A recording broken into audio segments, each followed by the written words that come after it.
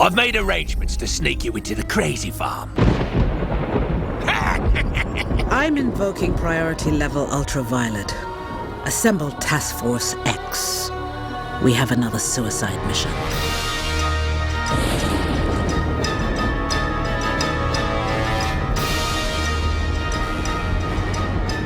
Aren't you even going to say hello?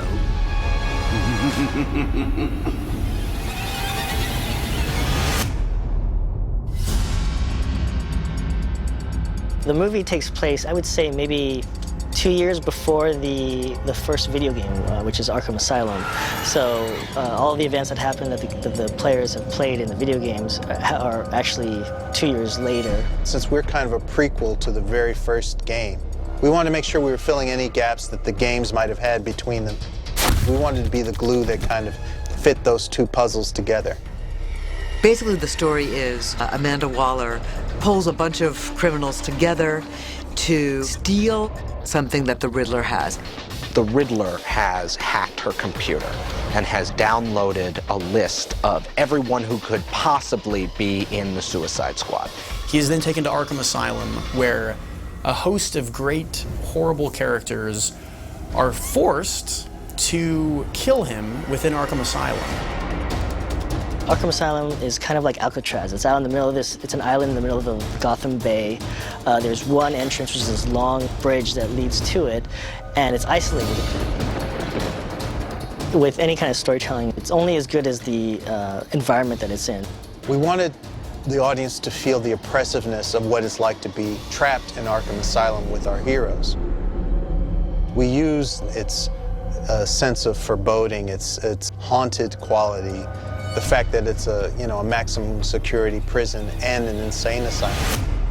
What's scary about it, aside from whatever the visual is the sounds that emanate from the cells or the rooms or whatever. And those are terrifying, whether it's the Joker laughing hysterically or somebody just muttering insane things to themselves. There's people screaming in the middle of the night, and I just imagine that the Joker's laughing keeps everybody on their toes, and nobody can sleep.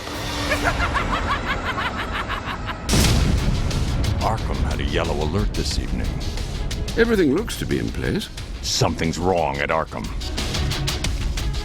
In Batman stories, generally you're seeing everything from Batman's perspective.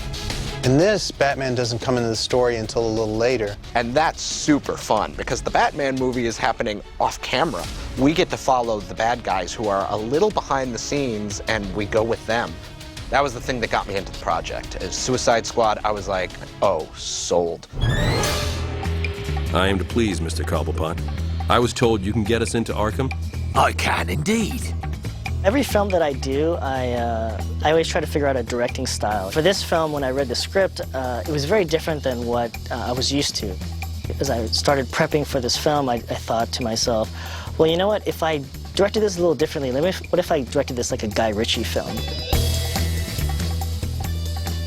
That's what we ended up doing, is we ended up making it feel like a very heist Italian job type of film. The first step actually was picking the squad. That wasn't as easy as I thought it was going to be. In order for the audience to empathize with these characters, each character's motivations, each one of the villains' motivations, is something you can relate to. There were some must-haves that I definitely wanted. I definitely wanted Deadshot. His thing was like, he just wants to escape and find his daughter. Definitely wanted Captain Boomerang. It's what helps kind of raise the stakes, the fact that you automatically, right off the bat, you know that Captain Boomerang and Deadshot don't like each other. That gas explosion put the whole bloody asylum on yellow alert. In the writing of it, I thought, let's say you had Ocean's 11, but at every turn, Brad Pitt was trying to kill George Clooney. I could cut you to ribbons. Yeah, if you don't miss. And you're just trying to figure out, like, okay, now where is this gonna go? How is this gonna end? Oh, I've been looking all over for that. This is where it went. And I needed Harley Quinn because she's the only one who knows the layout of Arkham. What's so compelling about her is she's adorable. She's in love with the Joker, crazy in love. If he just says a kind word to her, she's in heaven. But she's deadly. She's vicious. She will kill in a second. You got it all wrong, baby. I was using them to help you escape.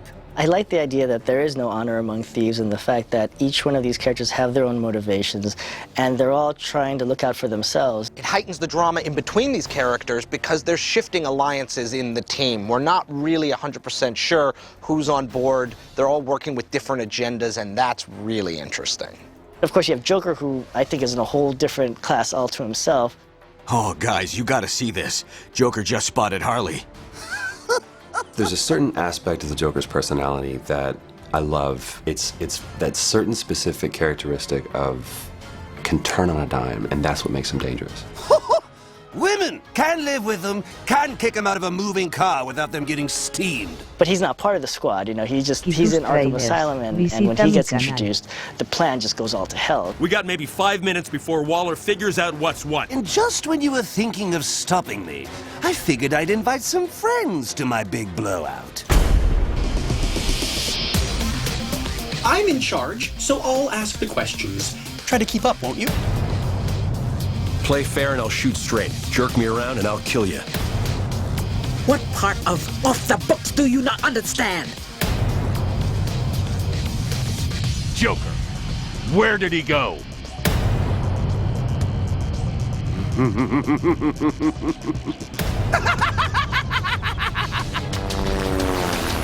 More cops. Choppers, too. No excuses, Lawton. Riddler, Penguin, Joker, everybody's in there.